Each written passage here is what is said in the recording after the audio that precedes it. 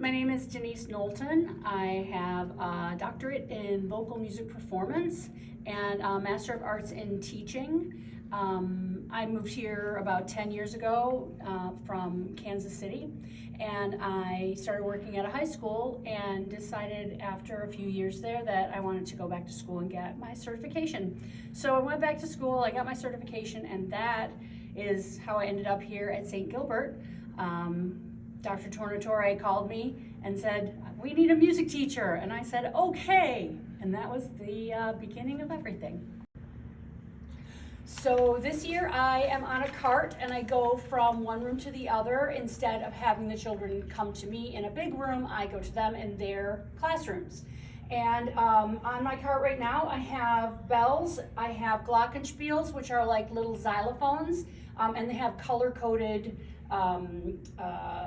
plates so they can tell what color to play and also what note name to play. I have boom whackers, which are pitched tubes.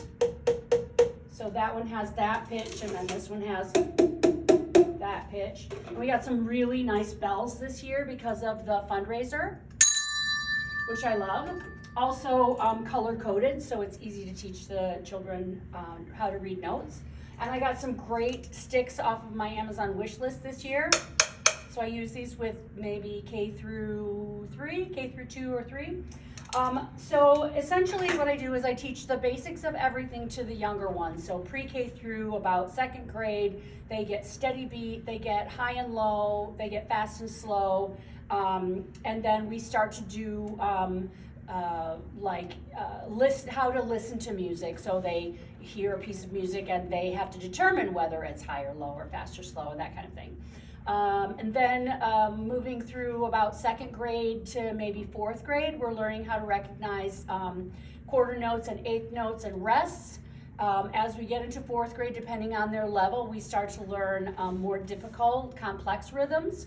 At the same time, they're learning about elements of music, so they're learning about Italian terms and what allegro means and what forte means and what piano means and this kind of thing.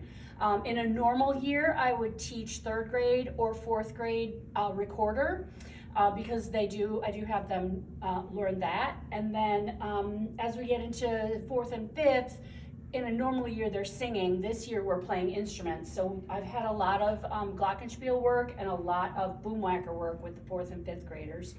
And then in 6th through 8th grade, I do kind of a combination. They have some instruments and they also do some history, like history of pop music, history of classical music. We're about to do a musical theater unit for the upper grades, and I just did a really great project with the 8th graders where they made background sounds for a book that they read. So it's pretty much, you know, it runs the gambit between little tiny kids who I read books to and big kids who read books to their 1st grade partners.